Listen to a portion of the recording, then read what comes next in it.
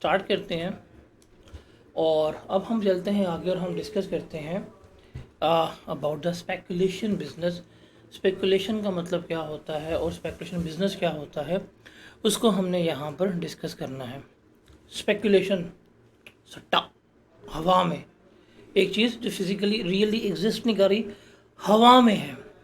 जैसे स्पेकुलेशंस होती है ना आपके बातों के बारे में कि पहली अटैम्प्ट में पेपर पास हो जाएगा, स्पेकुलेशन है, होता कहाँ पे है। तो उसी के बारे में हम क्या करेंगे, यहाँ पे अब डिस्कशन वगैरह कर रहे होंगे कि स्पेकुलेशन बिजनेस हमारा क्या होता है और किस तरह से हम इसको लेके चल रहे होते हैं।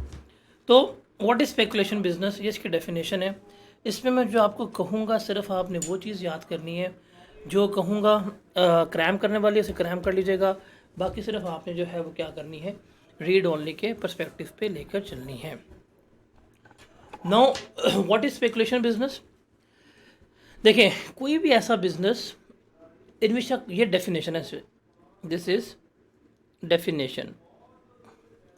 कोई भी ऐसा बिजनेस जिसमें आपने कॉन्ट्रैक्ट किया है for the purchase and sale of any commodity, चीज़ों की खरीदो फरोख्त के बारे में आप में क्या कर रहे हैं, कॉन्ट्रैक्ट कर रहे हैं। अगला लाइन बड़ी मज़े की है, वो क्या है, इज पीरियोडिकली, मतलब मंथली बेसिस के ऊपर, टाइमली बेसिस के ऊपर, या अल्टीमेटली एक साथ ही सेटल्ड हो गया है, ख़त्म हो गया contract, otherwise then by actual delivery और ट्रांसफ़र ऑफ कमोडिटी, के डिलीवरी नहीं हुई, कमोडिटी ट्रांसफ़र नहीं हुई, लेकिन उसको ट्रांसफ़र किए बगैर ही आपका कॉन्ट्रैक्ट फुलफिल हो गया, इसे हम कहते हैं speculation business. For example, what is normal business. Normal business ये है, मिस्टर ए जो है मिस्टर बी के पास गया, कॉन्ट्रैक्ट किया, मिस्टर बी ने उसको गुड्स डिलीवर कर दी, कॉन्ट्रैक्ट ख़त्म हो गया, इसका प्रॉफिट आ गया, इसकी इनकम जो है बन गई। बट यहाँ पे ये ट्रांसफ़र नहीं हो रहा, यहाँ पे गुड्स की डिलीवरी नहीं हो रही, गुड्स की डिलीवरी लिए बिना ही हमारा कॉन्ट्रैक्ट जो है वो क्या हो गया है, कंप्लीट हो गया है, इसे हम कहते हैं स्पेकुलेशन बिजनेस। स्पेकुलेशन बिजनेस की जो सबसे इम्पॉर्टेंट चीज़ है वो है जी इसकी एक्सेप्शन। और ये एक्सेप्शन आपने याद रखनी है कि ये चीज़ें जो हैं वो हमारा स्पेकुलेशन का पार्ट नहीं बनती। कौन कौन सी आती हैं। नंबर वन, कि अगर आपने कोई भी कॉन्ट्रैक्ट किया है, ये इंपॉर्टेंट है और हमारे सिलेबस के स्कोप से जो रेलेवेंट है, जिसका ताल्लुक हमारे सिलेबस के स्कोप के साथ है, वो ये है कि अगर आपने कोई भी कॉन्ट्रैक्ट किया है रॉ मटेरियल परचेज़ करने के लिए या मर्चेंडाइज वगैरह परचेज़ करने के लिए जो आप मैन्युफैक्चर करके बेचेंगे, और वो आप कॉन्ट्रैक्ट कर रहे हैं अपने आप को फ्यूचर प्राइस लॉसेस से, प्राइस की फ्लक्चुएशन से बचाने के लिए, अगर आप वो कर रहे हैं तो रिमेंबर उस केस में वो आपका नॉर्मल कॉन्ट्रैक्ट ट्रीट होगा, वो स्पेकुलेशन बिजनेस का कॉन्ट्रैक्ट ट्रीट नहीं होगा। तो जो आपकी इन्वेंट्री होती है, आप जिसमें डील कर रहे हैं, या जो आपका रॉ मटेरियल है, उसको अगर प्राइस फ्लक्चुएशन से बचाने के लिए आपने कोई किया है तो remember that will be your normal business, हम उसको स्पेकुलेशन का पार्ट नहीं बनाएंगे। और यही पेपर में हमें आता है, हमारे से यही क्या है रिलेट कर रहा है, हमारे से यही जो है वो क्या कर रहा है, रिलेट कर रहा है, बिकॉज ये नॉर्मल एक्टिविटीज़ का पार्ट जो है बन रहा होता है। उसके बाद सेकंड एक्सेप्शन है, that is for the read purpose only, मतलब रीड तो नहीं, you can say you are going to cram that area. अगर आपने कोई कॉन्ट्रैक्ट किया है स्टॉक एंड शेयर्स का, स्टॉक मार्केट वाला जो होते हैं स्टॉक एंड शेयर्स, डीलर ने या इन्वेस्टर ने अपने आप को फ्यूचर लॉसेस से बचाने के लिए, जो मुस्तकबिल में लॉस होने हैं, फ्यूचर लॉसेस से बचाने के लिए एक डीलर है, एक इन्वेस्टर है जो स्टॉक एक्सचेंज के ऊपर डील कर रहा है और उसने कॉन्ट्रैक्ट कर दिया है, और कॉन्ट्रैक्ट करने की कर रहा है कि अपने आप को वो प्राइस के फ्यूचर लॉसेस वगैरह से बचाना चाहता है। तो रिमेंबर ये भी कभी भी हमारा, ये भी हमारा स्पेकुलेशन में नहीं आएगा, नॉर्मल बिजनेस एक्टिविटीज़ का पार्ट बन रहा होगा। और तीसरा है कि जो पाकिस्तान मर्केंटाइल एक्सचेंज है, या जो एक्सचेंज मार्केट में होते हैं, अगर जो फॉरवर्ड मार्केट के मेंबर हैं या स्टॉक एक्सचेंज के मेंबर हैं, अगर उन्होंने कोई कॉन्ट्रैक्ट किया है जॉबिंग आर्बिट्रेज का अपने आप को फ्यूचर लॉस से प्रिपेयर करने के लिए, बचाने के लिए, तो ये भी आपका स्पेकुलेशन का पार्ट नहीं बनेगा।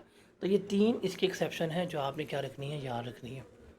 जैसे एग्जांपल है इसकी, इन अगस्त 2015 LT signed a future contract with Mubarak Enterprises for the purchase of 500 metric ton of maize at 15,800 पर मेट्रिक टन।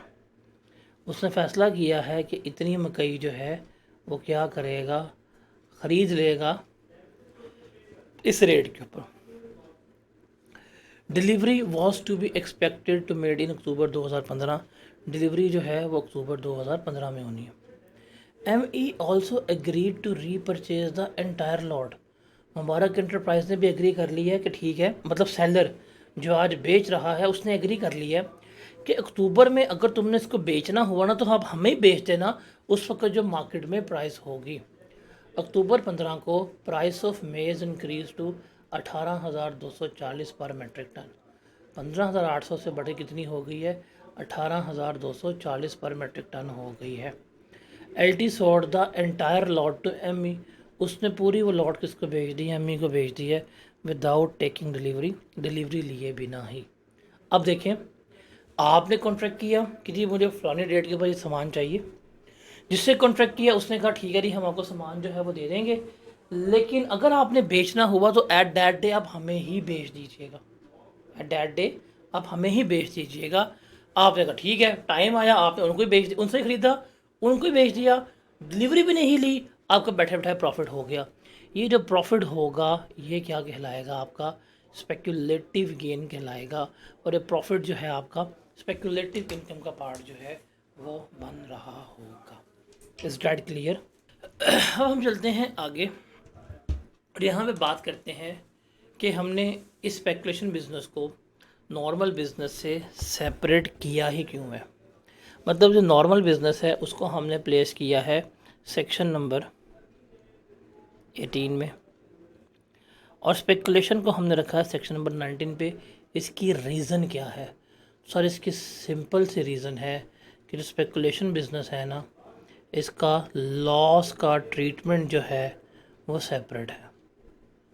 इसका लॉस का ट्रीटमेंट क्या है, सेपरेट है। इसका लॉस का ट्रीटमेंट जो है वो चेंज्ड है। चूँकि इसका लॉस का ट्रीटमेंट सेपरेट है इसलिए हमने क्या किया है, इसको सेपरेट किया है। इसलिए हमने क्या किया है, इसको सेपरेट लेके चल रहे हैं। तो ये चीज़ आपने याद रखनी है। हमने यही चीज़ पढ़ी थी जब हम सेक्शन नंबर 37 और 38 पढ़ रहे थे। हमने कहा 38 में हमने आइटम्स को इसलिए प्लेस किया है, हमने इसलिए इनको अलग रखा है बिकॉज 38 के आइटम में लॉस नहीं हो सकता, 37 में होते हैं। सो डैट्स वाई 18 को 19 से हमने सेपरेट रखा है, बिकॉज इसका लॉस का ट्रीटमेंट सेपरेट है और 19 का लॉस का ट्रीटमेंट जो है वो क्या है, हमारे पास सेपरेट है। तो हम इनको अलग लेके चलते हैं। अगर हमारे कॉमन एक्सपेंसेस होंगे वो हम अपोर्शन करेंगे, स्पेकुलेशन को अलग हेड में शो करेंगे और नॉन स्पेकुलेशन को अलग पे शो कर रहे होंगे। जो स्पेकुलेशन बिजनेस होगा इसका गेन सिर्फ और सिर्फ क्या होगा, इसका लॉस कैरी फॉरवर्ड हो सकता है और स्पेकुलेशन के अगेंस्ट ही सेट ऑफ होगा, इसके अलावा वो किसी के अगेंस्ट सेट ऑफ नहीं हो सकता। तो ये चीज़ जो है वो आपने क्या रखनी है, अपने जहन में रखनी है। अब चलते हैं आगे। अब आगे हम यहाँ पे डिस्कस करने लगे हैं एडमिसिबल रिडक्शंस का। एडमिसिबल रिडक्शंस का मतलब है ये वो रिडक्शंस हैं जो हमें अलाउड हैं। मतलब हम क्या कर सकते हैं, क्लेम कर सकते हैं। जब हम अपनी इनकम फ्रॉम बिज़नेस कैलकुलेट कर रहे होंगे, हमने इनकम फ्रॉम बिज़नेस कैलकुलेट करते हुए इन्हें क्या करवाना है, हमने लेस करवाना है। तो इसमें देखते हैं, इसमें 4 चीज़ें जो हैं वो हमने बेसिकली डिस्कस करनी है। पहले हमने देखना है expenditure incurred for business purpose, मतलब वो तमाम एक्सपेंडिचर्स जो हमारे कारोबार के लिए होंगे, बिज़नेस पर्सपेक्टिव के लिए होंगे, वो हम यहाँ पे लेके चलेंगे। दूसरा है जी एनिमल्स यूज्ड फॉर बिज़नेस, कि अगर हम बिज़नेस में जानवरों का इस्तेमाल कर रहे हैं वो हमने क्या करना है, लेके चलना है। तीसरा होगा डेप्रिसिएशन एंड अमोर्टाइजेशन, और चौथा होगा हमारे पास अमलगमेशन एक्सपेंसेस। इनको वन बाय वन डिस्कस करते हैं। अब ये याद नहीं करना, ये सेक्शन जो है आपने याद नहीं करना, बिकॉज ये अंडरस्टूड है कि ये खर्चा होगा, तो आपने क्या करना है, इसे क्लेम कर लेना है। अब इसमें ये जनरल रूल है, ये क्या है, this is my general rule. क्या वो रूल कहता है कि कोई भी ऐसा एक्सपेंडिचर जो होली एंड एक्सक्लूसिवली, जिसका ताल्लुक ही हमारे कारोबार के साथ हो, हमारे बिजनेस के साथ हो, वो हम हमेशा क्या कर सकते हैं, वो हम हमेशा क्लेम कर सकते हैं, वो हम हमेशा लेस करवा सकते हैं। जैसे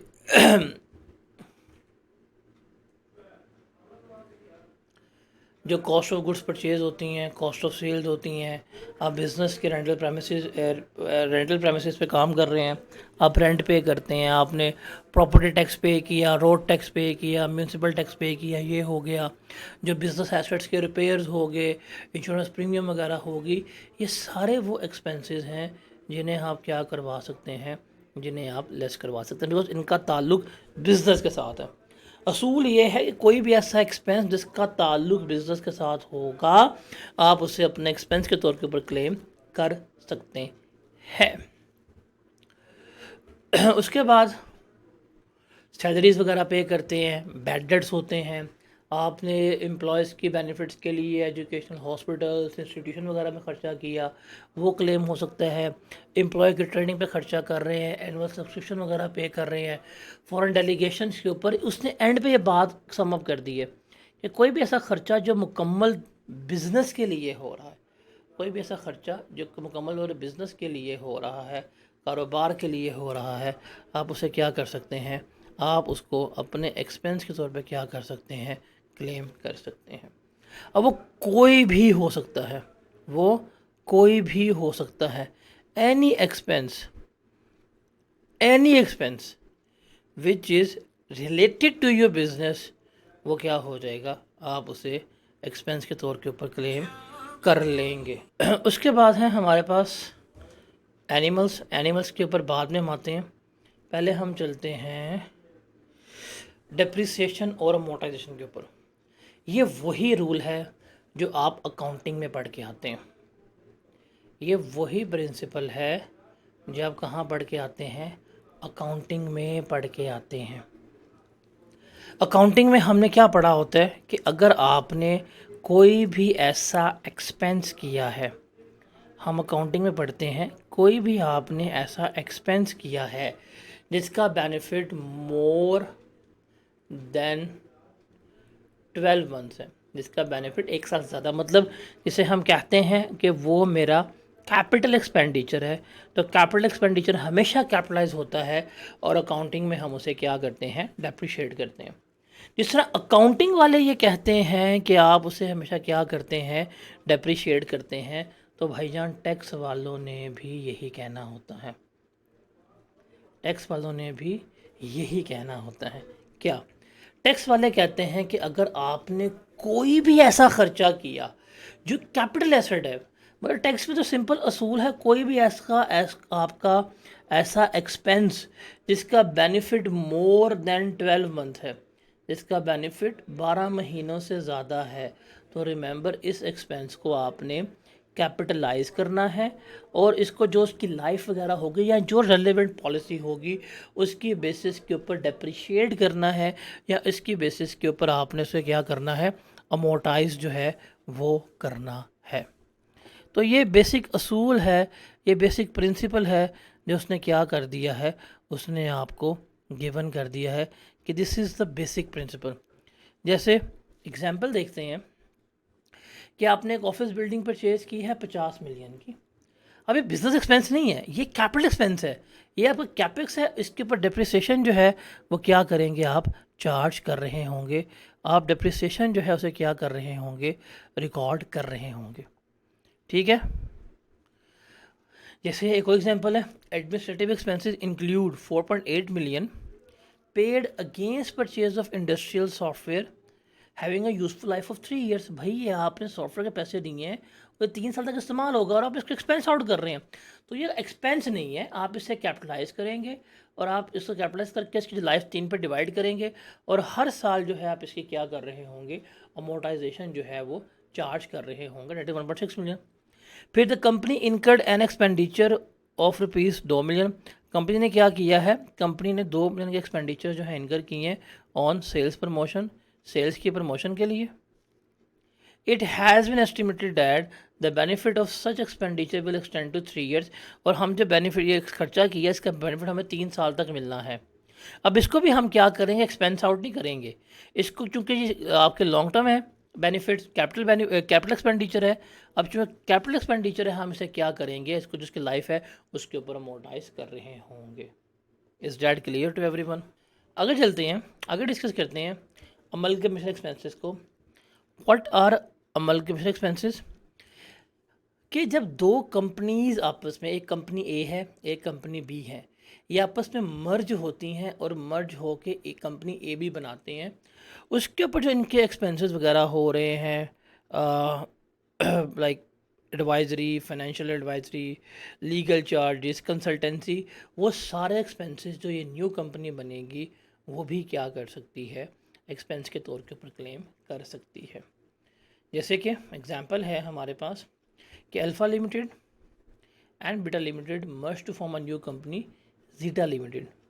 zeta limited paid ₹5 million for the merger. अब एक अल्फ़ा बीटा बन के क्या बन के नई कंपनी, और कितनी कॉस्ट पे की है, 5 मिलियन। ये जो 5 इन्होंने पे किया है ये क्या होगा, एक्सपेंस अलाउ होगा किसको, जीटा लिमिटेड को, और ये क्या करवाएंगे, ये अपने उसमें से लेस करवा रहे होंगे। अब हम चलते हैं आखिरी एरिया की तरफ, और वो है जी हमारे पास animals use for business purpose. देखें जी, एनिमल्स की बात याद करें, अगर एनिमल्स का जिक्र करें तो एनिमल्स जो हैं, there are 2 types of animals या there are 2 types of business. एक एनिमल्स वो हैं जिसमें आप ट्रेड कर रहे हैं, जिसकी आप ट्रेडिंग कर रहे हैं। एक वो है जो आपके बिजनेस में इस्तेमाल हो रहे हैं। अगर आप ट्रेड कर रहे हैं एनिमल्स को तो रिमेंबर ये किसका पार्ट बनेंगे, आपकी कॉस्ट ऑफ सेल्स का पार्ट बनेंगे। मतलब वो जो आपकी सेल्स होंगी उसमें से जो कॉस्ट ऑफ सेल्स है वो लेस करवाएंगे, आपका जीपी आ जाएगा। अब ट्रेडिंग का मतलब क्या है, जैसे फॉर एग्जांपल एनिमल फार्म्स होते हैं, क्या होते हैं, एनिमल फार्म्स। अब एनिमल फार्म्स जो है उसमें क्या होता है, गाय हो गई, भैंस हो गई, उसको बच्चा लेके आते हैं, पालते हैं, बेचते हैं। अब इनके लिए ये गायें, ये बकरी, ये बछड़ा, ये भैंस, ये सारा क्या है, स्टॉक एंड ट्रेड है। तो वो अगर बेचेंगे तो कॉस्ट का पार्ट बनेगा, जो लॉस वो प्रॉपर इन्वेंट्री का प्रिंसिपल लगा के बैठे होंगे। हम यहाँ पे बात करेंगे इस यहाँ पे बेसिकली जो यूज़ कर रहे हैं, इस्तेमाल कर रहे हैं। जैसे हम बात करते हैं हलीब, हलीब मिल्क्स जो हैं, ये जो प्रोडक्ट्स मार्केट में बेच रहे हैं वो है मिल्क प्रोडक्ट्स। ये मार्केट में दूध बेच रहे हैं, ये मार्केट में योगर्ट बेच रहे हैं। तो भाई दूध बेच रहे हैं, योगर्ट बेच रहे हैं, इनकी इन्वेंट्री तो मिल्क है और मिल्क प्रोडक्ट्स है, लेकिन इनके लिए, दूध के लिए, दही के लिए इनके पास कुछ एनिमल्स तो होंगे जो बिज़नेस में क्या हो रहे हैं, यूज़ हो रहे हैं। हम इनके बारे में बात कर रहे हैं। अब आपको पता है कि जानदार हैं, एनिमल्स हैं, बिज़नेस में यूज़ हो रहे हैं, तो इनकी कुछ स्पेसिफिक लाइफ होगी। इनकी क्या होगी, एक स्पेसिफिक लाइफ होगी जिसमें हम इन्हें क्या कर रहे होंगे, यूज़ कर रहे होंगे, जिनमें हम इन्हें क्या कर रहे होंगे, इस्तेमाल कर रहे होंगे। एक इनकी मिल्किंग लाइफ होती है, एक इनकी नेचुरल लाइफ होती है। वो क्या हो सकते हैं, वो हमारे लिए यूज़लेस हो सकते हैं। मतलब गाय थी, उसकी मिल्किंग लाइफ ख़त्म हो गई है, अब वो आपके लिए यूज़लेस है। यहाँ यू कैन से डैट भैंसें थी, रात को बारिश हुई है, बिजली गिरी, भैंसें मर गई हैं, यूज़लेस हो गई हैं। भैंस की टांग टूट गई है, बीमार हो गई है, अब वो आपके लिए क्या हो गई हैं, यूज़लेस हो गई हैं। जब वो यूज़लेस हो जाएंगे तो आप उन्हें बेच देंगे, या अगर मर गए हैं तो आप उनको क्या करेंगे, वो गोश्त वगैरह बना के बेच देंगे, वो खाले वगैरह बेच के आपको अमाउंट रियलाइज़ हो रही होगी। वो जो अमाउंट रियलाइज़ होगी, अगर इस तरह का सेल हुआ कि यूज़लेस हो गए, मिल्किंग पर्पज़ के लिए डैमेज हो गए हैं, तो आपने क्या फाइंड आउट करना होगा, आपने फाइंड आउट करना होगा नेट लॉस। क्या करना होगा, फाइंड आउट आपने नेट लॉस। और वो नेट लॉस जो है वो क्या करना है, आपने चार्ज करना है। अब वो नेट लॉस करने का फॉर्मूला क्या होगा, एक्चुअल कॉस्ट ऑफ एनिमल्स, कि आपने वो एनिमल कितने का लिया था वो देखेंगे, आपको उसमें से कितनी अमाउंट रियलाइज़ हुई है, कितनी रकम हासिल हुई है वो देखेंगे, और जो रिडक्शन है वो फिर हम क्या करेंगे, चार्ज कर रहे होंगे। फॉर एग्ज़ाम्पल आपने एक गाय ली थी 3 लाख रुपए की, आपने गाय ली थी कितने की, 3 लाख रुपए की। अब वो गाय यूज़लेस हो गई, टांग टूट गई, आपने कसाई को बुलाया, कसाई ने कहा जी मैं तो लूँगा 70,000 रुपये की। तो कसाई आपको 70,000 रुपया दे के वो टूटी टांग वाली गाय को लेकर चला गया। अब आपको नेट लॉस कितना हुआ, 2,30,000 का। तो ये जो 2,30,000 का लॉस होगा, आप इसे क्या इस्तेमाल करेंगे, अपने बिजनेस में एक्सपेंस के तौर पर क्या करवा रहे होंगे, लेस करवा रहे होंगे। क्लियर है?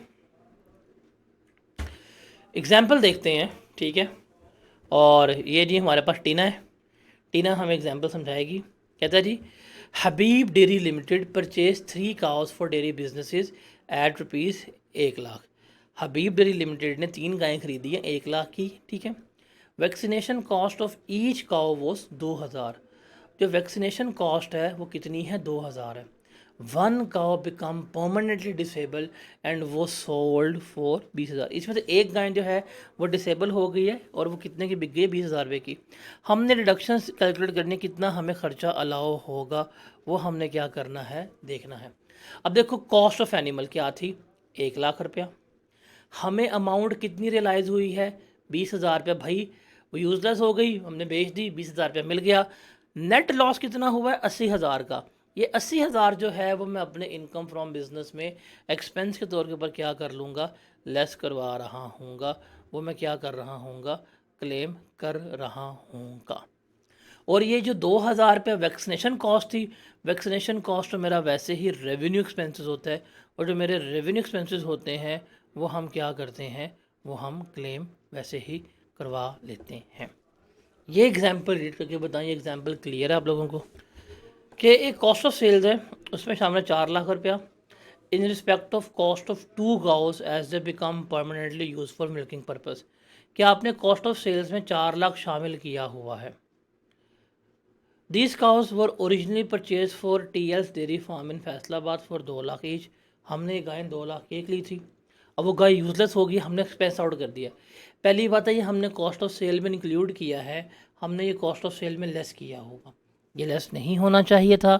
हम इसे क्या करेंगे, हम इसको ऐड बैक कर देंगे कि भाईजान ये हमारे प्रॉफिट का वापस पार्ट बन गया। हम लॉस निकालेंगे कि भाई मेरी गायें जो थी दोनों, उसकी एक्चुअल कॉस्ट थी 4 लाख, हमें 80,000 ईच मिला है। कितना मिला, 1,60,000 जो है वो रियलाइज़ हुआ। नेट लॉस कितना हुआ, 2,40,000 का नेट लॉस हुआ। ये मेरा क्या हो जाएगा, एक्सपेंस के तौर के ऊपर क्या हो जाएगा, अलाउ हो रहा होगा। Is that clear? तो यहाँ पे हमारा section number 20 which is all related to admissible expenditures, वो जो है क्या होता है, कंप्लीट होता है। अब नेक्स्ट लेक्चर हमारा सेक्शन नंबर 21 से होगा, रिलेट करता हुआ कि सेक्शन नंबर 21 में क्या कुछ आता है। और उससे नेक्स्ट लेक्चर में हम डिस्कस आउट करेंगे स्पेशल एक्सपेंडिचर्स, और थर्ड लेक्चर में डेप्रिसिएशन करके। तो नेक्स्ट 3 लेक्चर्स में हमारा बिजनेस जो है वो कंप्लीट हो जाएगा, और फिर हम इसके न्यूमेरिकल्स जो हैं वो सॉल्व कर रहे होंगे। Is that clear to everyone? अब आगे हम पहले बात करेंगे कुछ स्पेशल एक्सपेंडिचर्स की, कि अगर ये एक्सपेंसेस बिजनेसेस में होंगे फिर ही हम क्या करेंगे, लेस करवाएंगे। ये अब वो एक्सपेंसेस हम डिस्कस करेंगे कि अगर बिज़नेस ने एक्सपेंस कर लिया इनकर, तो हमें क्या करना पड़ेगा, क्लेम करना पड़ेगा। अगर बिज़नेस इनकर नहीं किया, हम क्लेम नहीं कर रहे होंगे। तो उसको देखते हैं, इसमें से कुछ इंपॉर्टेंट है और कुछ जो है सिर्फ रीड ओनली पर्सपेक्टिव पे, रीड ओनली पर्पस के लिए ही हैं। सबसे पहले हम जो बात करेंगे वो हमारे पास आएंगे, वो हमारे कहलाते हैं साइंटिफिक रिसर्च एक्सपेंडिचर्स। इसको हम यहाँ पे देखते हैं कि साइंटिफिक रिसर्च एक्सपेंडिचर्स क्या हैं और क्या नहीं है।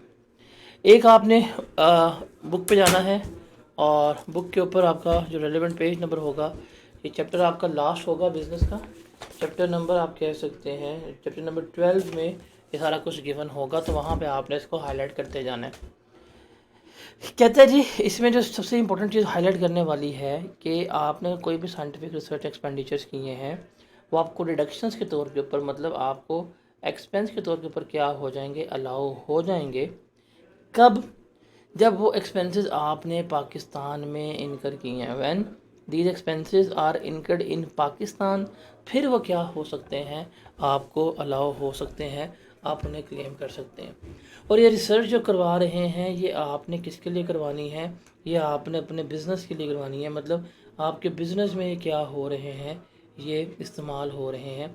तो बिज़नेस के लिए कोई रिसर्च करवाई है और रिसर्च आपने पाकिस्तान में करवा दी है, तो जितने भी एक्सपेंसेस वगैरह होंगे आप उन्हें क्या कर सकते हैं, एक्सपेंस के तौर पर क्लेम कर सकते हैं। अब पेपर में क्या करेगा, पेपर में गिवन कर देगा कि आपने साइंटिफिक रिसर्च के ऊपर इतने एक्सपेंसेस करवा दिए हैं, बट करवाए आपने चाइना में है। अब चाइना में करवाए हैं, पाकिस्तान में नहीं करवाए, तो आपको ये अलाउ नहीं होंगे। साइंटिफिक रिसर्च एक्सपेंसेस के ऊपर जो आपने साइंटिफिक रिसर्च करवाई है उन्हें क्लेम करने के लिए असूल क्या है कि those expenses must be incurred in Pakistan, Pakistan में होने चाहिए। आगे चलते हैं, आगे डिस्कस करते हैं कि साइंटिफिक रिसर्च से मुराद क्या है।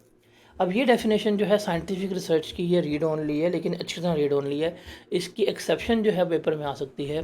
साइंटिफिक रिसर्च का मतलब है कि पाकिस्तान में जो नेचुरल साइंसेस हो गई या अप्लाइड साइंसेस हो गई या ह्यूमन नॉलेज की बेहतरी के लिए आपको इस रिसर्च वगैरह करवा रहे हैं, वो किसका पार्ट बनती है, साइंटिफिक रिसर्च का पार्ट बन रही होती है।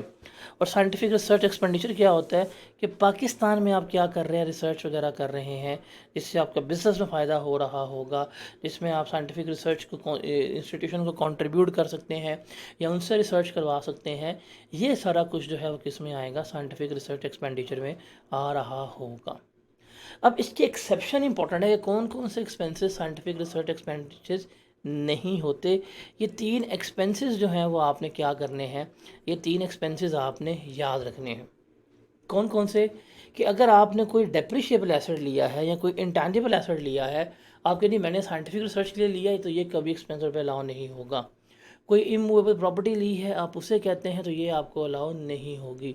या आप कोई नेचुरल डिपॉजिट, कोई मिनरल वगैरह की एग्जिस्टेंस, लोकेशन, क्वालिटी जांचने के लिए टेस्ट कर रहे हैं, उस पर ख़र्चा कर रहे हैं, तो ये भी आपका साइंटिफिक रिसर्च एक्सपेंडिचर कंसिडर नहीं होगा। तो ये जो एक्सेप्शन है ये क्या रखनी है आपने, ये याद रखनी है कि ये चीज़ें जो हैं वो इसका पार्ट नहीं बनेंगी। ये चीज़ें साइंटिफिक रिसर्च एक्सपेंसेस का पार्ट जो है वो नहीं भर रही होगी। ये चीज़ आपने क्या रखनी है, अपने माइंड में रखनी है। और साइंटिफिक रिसर्च आप खुद भी करा सकते हैं या साइंटिफिक रिसर्च बोर्ड से भी करवा सकते हैं। उसके बाद है आपके पास that is employ training and facilities, employ training and facilities. अब ये हम इनकम फ्रॉम सैलरी में पढ़ के आए थे, हम सैलरी में पढ़ के आए थे कि एम्प्लॉयर जो है एम्प्लॉयर को फैसिलिटेट करता है, जिसमें हमने पढ़ा था कि मेडिकल फैसिलिटी भी प्रोवाइड की जाती है, उसको इंश्योरेंस लेके दे दी जाती है, एम्प्लॉय को ट्रेनिंग करवा दी जाती है। ये सारा कुछ एम्प्लॉय की सैलरी का पार्ट बन रहा था, वो हम पढ़ के आए थे इनकम फ्रॉम सैलरी में कि ये एम्प्लॉय की तनख्वाह का पार्ट बन रहा होता था। अब भाई जो बंदा प्रोवाइड कर रहा है उसका ख़र्चा तो है, जो बंदा प्रोवाइड कर रहा है उसका ख़र्चा तो है, उसका एक्सपेंस तो है, उसको हमने क्या करना है, उसको हमने यहाँ पर क्लेम करना है। अब एक एम्प्लॉयर है, उसने एम्प्लॉय की फ़लाह बहबूद के लिए किसी इंस्टीट्यूट में कोई कंट्रीब्यूशन कर दी, किसी हॉस्पिटल में कंट्रीब्यूशन कर दी, किसी मेडिकल बोर्ड में, किसी एजुकेशनल ट्रेनिंग इंस्टीट्यूट में कंट्रीब्यूट कर दी, जहाँ पे उसके एम्प्लॉयज़ को, उसके एम्प्लॉयज़ के बच्चों को फ्री में पढ़ाया जा रहा है। जैसे सोशल सिक्योरिटी हॉस्पिटल्स होते हैं, जैसे वर्कर वेलफेयर बोर्ड्स होते हैं, जिसमें ये वर्कर वेलफेयर के अंदर जो जो कंपनीज आ रही होती हैं वो कंट्रीब्यूट कर रहे होते हैं, और वो बोर्ड्स एम्प्लॉयज़ की फ़लाह बहबूद के लिए, उनके मेडिकल्स के लिए, उनकी एजुकेशन के लिए खर्चे कर रही होती हैं। तो ये जो कंट्रीब्यूशन होती है इन्हें भी हम क्या कर सकते हैं, एज एन एक्सपेंस के तौर के ऊपर क्लेम कर सकते हैं। तो हॉस्पिटल्स में कंट्रीब्यूट कर रहे हैं, ये सारा कुछ बीच में आता है, या किसी इंस्टीट्यूट वगैरह को जो अप्रूव्ड है फेडरल गवर्नमेंट या प्रोविंशियल गवर्नमेंट से, उस पर कर लें, वो आ रहा होता है। ये वाला पॉइंट ना, तीसरा पॉइंट, इसको मैं हाईलाइट कर रहा हूँ, ये बड़ा इंपॉर्टेंट है आपके लिए।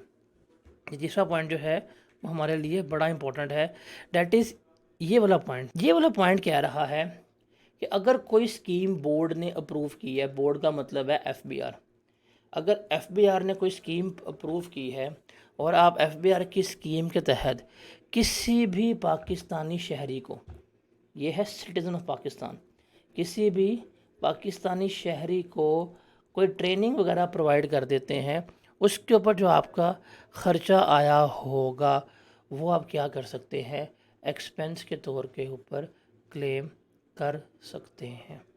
आप उसे क्या कर सकते हैं, क्लेम कर सकते हैं। ये तीसरा पॉइंट ना बड़ा इम्पोर्टेंट है, ये हमारे लिए बहुत बहुत बहुत इम्पोर्टेंट है। तीसरा पॉइंट वो किसी भी पाकिस्तानी, देखें पहला point is for your employees, second last point is for your employees. ये एम्प्लॉयज़ के लिए नहीं है, ये पाकिस्तानी किसी भी शहरी के लिए है कि अगर कोई भी पाकिस्तानी शहरी जो है, अगर उसकी आप ट्रेनिंग वगैरह प्रोवाइड करवा दें जो बोर्ड ने स्कीम अप्रूव की है, तो रिमेंबर जो ख़र्चा होगा आप उसको एक्सपेंस के तौर के ऊपर क्लेम कर सकते हैं। या जो फाइनेंशियल कॉस्ट या लीज पेमेंट्स वगैरह हम इनकर कर रहे होते हैं, इनको हमने क्या करना है यहाँ पर डिस्कस आउट करना है। देखें जी, इसको ज़रा देखिएगा, ये इंपॉर्टेंट है। रिलीज पेमेंट की हम यहाँ बात करेंगे, ज़्यादा इंपॉर्टेंट है। आपने लोन लिया, आप लोन ऑब्टेन करते हैं और उस लोन को अपने बिज़नेस में इस्तेमाल कर रहे हैं, उसके ऊपर जो भी इंटरेस्ट पे किया जा रहा होगा, जो भी सूद पे किया जा रहा होगा, वो आप अपने बिज़नेस में बीइंग एन एक्सपेंस के तौर के ऊपर क्या करवा सकते हैं, लेस करवा सकते हैं। जो भी इंटरेस्ट आप पे कर रहे हैं, आपने लोन लिया, उस लोन को बिज़नेस में लगाया, लोन बिज़नेस में यूटिलाइज हो रहा था, उसके ऊपर जो भी इंटरेस्ट वगैरह पे हो रहा होगा, that interest is your expense, उसे हम क्या कर सकते हैं, उसको हम लेस करवा सकते हैं। सिमिलरली इसके अलावा जो फाइनेंशियल कॉस्ट वगैरह इनकर होती हैं, उन्हें भी हम लेस करवा रहे होते हैं। एक चीज़ आपको याद हो, जब हम आपकी इनकम फ्रॉम सैलरी पढ़ रहे थे, मैं यहाँ पे इंक चेंज करूँगा, नहीं चेंज नहीं करते, यहाँ पे हम डब्बा बनाते हैं। हम इनकम फ्रॉम सैलरी पढ़ रहे थे, इनकम फ्रॉम सैलरी पढ़ते हुए मैंने आपको वहाँ पे बाकायदा रूल लिखवाया था। आप सैलरी की जाके वीडियो देखेंगे, वहाँ पे आपको लोन वाली वीडियो में फैज़ान वाली एग्जांपल भी नज़र आएगी, जो हमने बड़ी तफसील में डिस्कस की है वीडियो के अंदर। अगर आप लोन ऑब्टेन करते हैं अपने एम्प्लॉयर से, आपने लोन लिया अपने एम्प्लॉयर से और ये लोन जाके आपने अपने बिज़नेस में लगा दिया, और सैलरी में हमने फैज़ान वाली एग्जांपल पढ़ी है इसी चीज़ के पर्सपेक्टिव पे। तो इसके दो ट्रीटमेंट थे कि जो एम्प्लॉयर से लोन लेंगे वो किसका पार्ट बनेगा, वो हमारी सैलरी का पार्ट बनेगा, जिसमें हमने देखा था क्या ट्रीटमेंट होगा उसको लेने का, कि जो हमें अमाउंट मिलेगी, अमाउंट में से हम लेंगे बेंचमार्क रेट माइनस हमने किस रेट के ऊपर लिया था, जो इंटरेस्ट बेनिफिट होगा वो हम सैलरी में क्या करेंगे, ऐड करेंगे। लेकिन अगर वही लोन जो है मैंने अपने बिज़नेस में लगा दिया, तो बिज़नेस में हमने क्या करना है, एक्सपेंस लेस करवाना है। और वो एक्सपेंस लेस करवाने के लिए जो असूल पड़ा था वो था हमारे पास कि हमारा एक्चुअल रेट क्या होगा, हमने किसके ऊपर इंटरेस्ट लिया है, और हम देखेंगे बेंचमार्क रेट कि हमारा टैक्स का स्टैंडर्ड रेट क्या है, बेंचमार्क रेट क्या है। जो इसमें से हायर होगा वो हम क्या करवाएंगे, वो हम लेस करवा रहे होंगे।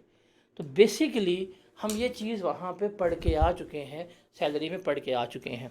ये पॉइंट पेपर में आ सकता है कि अगर आपने पे वगैरह किया है तो आप उसे क्या कर सकते हैं, आप उसको यहाँ पर लेस करवा सकते हैं। Is that clear? अब हम चलते हैं आगे। अब इसमें से ना ये चीज़ याद करने वाली है, रट्टे वाली इसमें कोई चीज़ नहीं है, वो आपने यहाँ पे देख लेना है। तो जो भी हमने बिज़नेस में इस्तेमाल कर रहे हैं, मतलब आपने बिज़नेस के लिए लोन लिया, उस पर जो प्रॉफिट नेट पे कर रहे होंगे, आप उसको अपने बिज़नेस एक्सपेंस के तौर के ऊपर लेस करवा सकते हैं। आपने जो लीज़ रेंटल्स पे, आपने अगर लीज़ के पैसे लिया है उसके ऊपर लीज़ रेंटल्स आप पे कर सकते हैं, वो हम क्या करवा लेंगे, लेस करवा देंगे। उसके अलावा अगर आपने कोई व्हीकल ली है जो नॉट प्लाइंग फॉर हायर है, not plying for hire vehicle हम जाके तफसील में पढ़ेंगे, अभी सिर्फ इसको रीड करें, ये हम जाके तफसील में पढ़ेंगे क्या होती है। उसके लीज़ रेंटल 25 लाख तक जो है आपको अलाउ हो जाते हैं। या उसके अलावा आपने अगर रिसीवेबल्स जो अपने डेटर्स वगैरह उनको सिक्योर करवाया हुआ है, उनके जो फाइनेंशियल कॉस्ट वगैरह पे कर रहे होते हैं एसपीवी को, वो भी हम क्या करवा सकते हैं, लेस करवा सकते हैं। तो आपने सिंपल एक चीज़ याद रखनी है कि भाई अगर लोन लिया है ना, अमाउंट पे कर रहे हो लेस करवा, जो भी आप एक्स्ट्रा पे कर रहे हो लेस करवा सकते हो। अगर आप मुशारका स्कीम के तहत प्रॉफिट पे कर रहे हो वो लेस हो सकता है, या अगर आपने कोई बोरड फंड के ऊपर कोई आपने एक्स्ट्रा अमाउंट पे की है TFCs के ऊपर वो पे कर सकते हैं। आप अकाउंट्स के ऊपर पे करें तो सारा कुछ जो है ये आप अपने लेस करवा सकते हैं। मतलब बिजनेस में पैसा लगा है, उसके ऊपर इंटरेस्ट फाइनेंस कोस्ट कुछ भी पे किया है वो आप क्या करवा सकते हैं, बिजनेस में लेस करवा सकते हैं। लीज जो है ये इम्पॉर्टेंट है, बुक पे लिख लीजिएगा, लीज़ बड़ी इंपॉर्टेंट है। इसमें मैं आपको एक पर्सपेक्टिव वो पढ़ाऊँगा जो पेपर में नहीं आया, वो भी हम यहाँ पे डिस्कस आउट करेंगे। इनकम फ्रॉम बिजनेस का सवाल है, जैसे एक सवाल है आज़ादी एंड को, एक सवाल है आकाश कुमार वाला। लीज की एडजस्टमेंट सबसे औखी एडजस्टमेंट कंसीडर होती है। लीज की एडजस्टमेंट सबसे औखी तरीन एडजस्टमेंट जो है कंसीडर हो रही होती है। लेकिन लीज की एडजस्टमेंट में 3-4 बातें याद रखनी है, यहाँ पे याद रख लो, न्यूमेरिकल आएगा, विद इन अ सेकेंड आपकी एडजस्टमेंट जो है वो सॉल्व हो जाएगी। तो लीज की बात करें ना, तो हमें जितना भी हमारा आप पास पेपर देखेंगे, आप अदर बुक्स विजिट करेंगे, तो सारी आपकी कहानी जो है वो लेसी के पर्सपेक्टिव पे है। अब मैं थोड़ी सी लीज आपको अगर एक्सप्लेन करना चाहूँ तो क्या होती है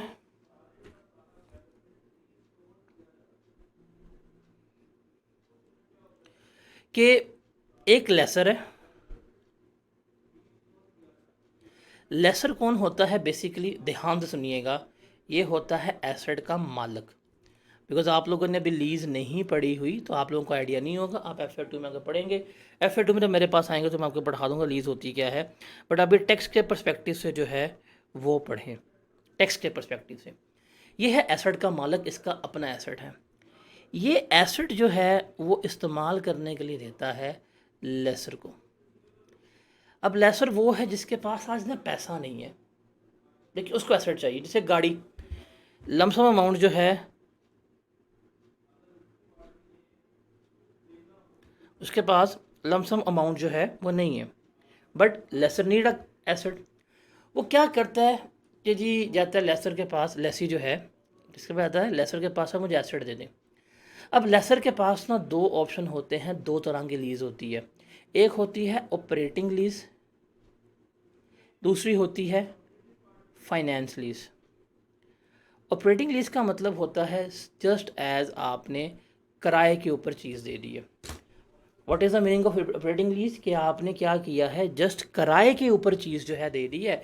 अगला बंदा साल 2 साल 3 साल 4 साल 5 साल इस्तेमाल करेगा और वापस कर देगा, जब किराया पे करेगा, इस्तेमाल करेगा, किराया ख़त्म, वो ख़त्म हो गया। दूसरी होती है फाइनेंस लीज। फाइनेंस लीज क्या होती है कि आप उसको एसेट तो दे रहे हैं किस्तों पे, मतलब, लेकिन एट द एंड क्या होगा, उसके पास ऑप्शन होगा कि वो क्या कर सकता है, वो इस एसेट को बाय कर सकता है। हम यहाँ पे जो बात करेंगे वो सारी किसकी बात करेंगे, फाइनेंस लीज की।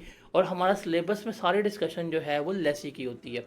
अब फाइनेंस लीज में क्या होता है, जो सुनो, फॉर एग्जांपल मैं आपको समझा रहा हूँ। कार है, ठीक है, car for example ABC bank की है। ABC बैंक से जाके आप जो है वो कार लीज पे लेते हैं। वो कहते हैं जी कार की कीमत जो है वो 20 लाख रुपए। आप कहते हैं मेरे पास तो 20 लाख नहीं है, अगर होते तो मैं तुम्हारे पास आता, फिजूल आदमी, गाड़ी चाहिए मुझे। कहते ठीक है गाड़ी लीज पे ले लें। अगर ठीक है गाड़ी लीज पे दे दो तो आप ना मुझे गाड़ी अपना लीज पे कितने की मिलेगी। कहते हैं ठीक है, वो कैलकुलेट करते हैं। वो कहते हैं ठीक है जी आप गाड़ी लीज पे ले लें, हम आपको 5 साल के लिए जो है वो क्या कर रहे हैं, गाड़ी जो है वो लीज के ऊपर दे रहे हैं। तो आपने हमें पर मंथ जो है वो किस्त पे करनी है। आप कहते हैं ठीक है, आप उसको 5 साल जो हैं किस्तें वगैरह पे करते हैं। जब 5 साल पूरे हो जाते हैं, जब आपने एग्रीमेंट किया था, जब एग्रीमेंट ख़त्म हो जाते हैं, इसको हम कहते हैं कि जी ये मेरी क्या आई है, ये मेरी मेच्योरिटी डेट आ गई है। ये मेरी क्या आई है, ये मेरी मेच्योरिटी डेट है कि लीज़ मेरी ख़त्म हो गई है। जब ये एग्रीमेंट होता है ना लीज़ का, उसी दिन जब आपसे एग्रीमेंट हो रहा है तो आपसे रेजिड्यूल वैल्यू डिसाइड की जा रही होती है कि जब आपका एग्रीमेंट ख़त्म होगा तो आपकी गाड़ी की स्क्रैप वैल्यू कितनी होनी चाहिए, 10%, 20%, 30%, जो भी होती है।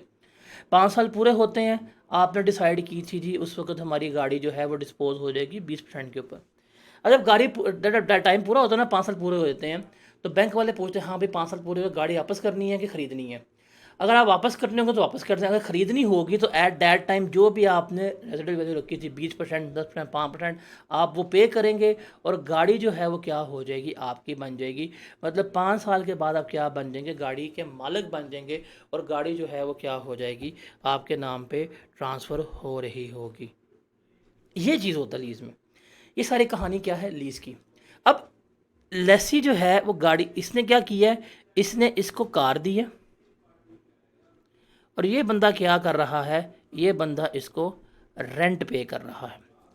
ये बंदा क्या कर रहा है, इसको रेंट पे कर रहा है। अब खुद सोच के बताओ, नगद 20 लाख की है, ये जो किस्तें वगैरह ले रहा होगा तो क्या किस्तों के ऊपर 20 लाख की देगा? खुद सोच के बताओ मुझे। अब खुद बताओ, एक चीज़ नगद 20 की है, किस्तों पे 25 की मिलेगी, 26 की मिलेगी, तो एक्स्ट्रा अमाउंट क्या होगी, इंटरेस्ट वगैरह होगा। अब जाहिर बात है, एक बंदा किस्तों के ऊपर सामान दे रहा है, एक्स्ट्रा अमाउंट ले रहा है, तो जो एक्स्ट्रा अमाउंट वो ले रहा है वो इंटरेस्ट वगैरह होगा। तो हमने इनकी दोनों की अकाउंटिंग ट्रीटमेंट देखना है। अब अकाउंटेंट ने क्या किया होगा, अब यहाँ पे दो प्रॉब्लम्स हैं। हम सारा कुछ कैलकुलेट कर रहे हैं टैक्स के मुताबिक, यहाँ पे पंगा मारा हुआ है अकाउंटेंट ने। अगर मैं बात करूँ ना लेसर की, अगर मैं बात करूँ लेसर के पर्सपेक्टिव से, जो मालक है, जो एसेट का मालक था, अकाउंटेंट ने मालक के लिए जो है वो क्या किया होगा, उसको ज़रा हमने यहाँ पर देखना है। अकाउंटेंट ने मालक के लिए क्या किया होगा। अब अकाउंटेंट है, उसको टैक्स का कुछ नहीं पता।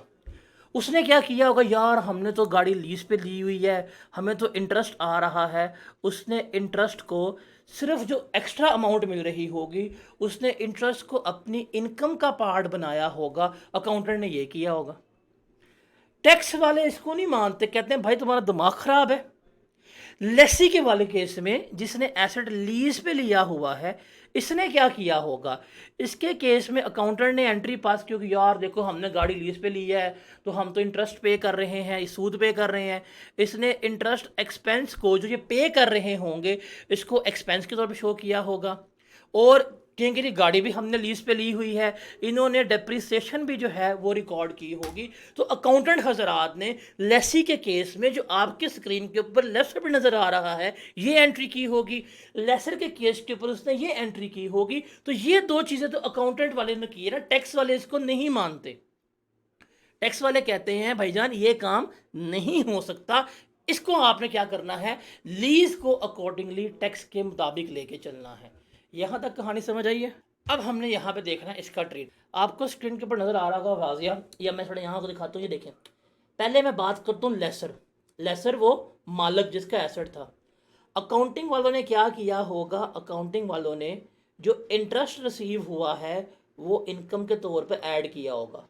टैक्स वाले कहते हैं हम इसको तो मानते ही नहीं है।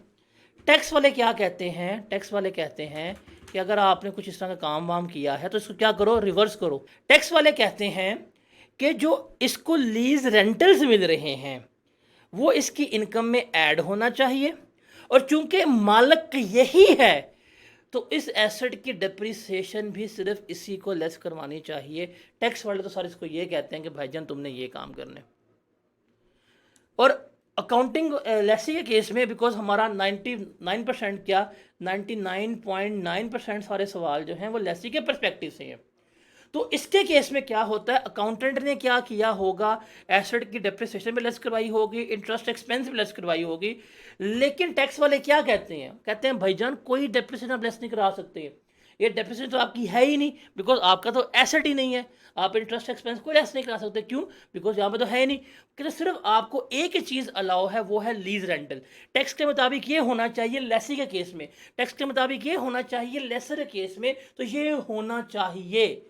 अब जो अकाउंटेंट ने किया हुआ है, सवाल में गिवन किया होगा, हमने क्या करना है, इसको रिवर्स करना है। अब वो हम रिवर्स कैसे करेंगे, आपके बुक के ऊपर भी लिखा हुआ है, ये भी नज़र आ रहा होगा। अब उसने क्या किया होगा, ये आपने ये टेबल यहाँ देख लो, मैं आपको बड़ा कम्प्लेक्स एडजस्टमेंट बड़े सिंप्लीफाई में बता रहा हूँ। आपको अकाउंटिंग प्रॉफिट गिवन किया होगा, ये जो अकाउंटेंट ने पंगा किया है इसको रिवर्स बैक कर दो। इससे डेप्रिसिएशन लेस की थी, नहीं होनी चाहिए थी, ऐड बैक कर दो। इसने इंटरेस्ट एक्सपेंस लेस किया था, नहीं होना चाहिए था, ऐड बैक कर दो, ये ब्रैकेट गलती से लगी है, ये ऐड बैक कर दो। जो होना चाहिए था वो क्या था, लीज रेंटल लेस होने चाहिए थे, तो ये लीज रेंटल्स जो हैं वो क्या करवा दें, लेस करवा दें। तो अकाउंटिंग प्रॉफिट में जब आप ये 3 एडजस्टमेंट्स कर लेंगे तो आपका क्या आ जाएगा, टैक्स प्रॉफिट आ जाएगा। तो लेसी के केस में क्लियर है। अब वो लीज के ऊपर जितनी मर्जी कहानी सुनाए आपको, लेसी एसेट लीज पे लिया है, दिमाग फौरन एक चीज पे जाएगा, सिर्फ एक चीज लेस हो सकती है, वो है लीज रेंटल्स। इसके अलावा अकाउंटेंट ने कुछ भी लेस किया होगा वो आप ऐड बैक करोगे और लीज रेंटल को लेस करोगे तो तमाम एडजस्टमेंट्स आपकी हो जाएगी। तो ये क्लियर है, ये रूल क्लियर है आप लोगों को। और लेसर के केस में क्या होगा, देखिए नजर आ रहा होगा, लेसर के केस में भी अकाउंटिंग प्रॉफिट होगा। वो कहता है जो अकाउंटेंट ने किया है इसको रिवर्स कर लो, उसने इंटरेस्ट ऐड किया होगा, हम इंटरेस्ट इनकम यहाँ पे लेस करवा देंगे। उसने लीज रेंटल ऐड नहीं किए, हम लीज रेंटल ऐड करेंगे। इसने डेप्रिसिएशन लेस नहीं की, हम वो डेप्रिसिएशन लेस करवाएंगे। तो लेसर के केस में टैक्सेबल प्रॉफिट आ जाएगा। आपकी बुक के ऊपर प्रॉपर फ्लो चार्ट और पूरा टेबल जो है इस चीज़ का बना हुआ है। Is that clear? तो सर ये बुक से आपने पढ़ना है, मैंने इसको बड़ा इजी वे में समराइज कर दिया है ताकि कभी आपको ना भूले। तो ये चीज़ आपने याद रखनी है कि लेसी के केस में डेप्रिसिएशन ऐड बैक, क्योंकि हमारा सारे न्यूमेरिकल लेसी के पर्सपेक्टिव में है, लेसर के पर्सपेक्टिव पे नहीं है। तो लेसी के केस में डेप्रिसिएशन एसेट्स की add back, interest expense add back, lease rental less हो रहे होंगे। तो यहाँ पे हमारा जो है you can say that financial cost, profit on debt, lease, सारी एडजस्टमेंट्स जो है वो कंप्लीट होती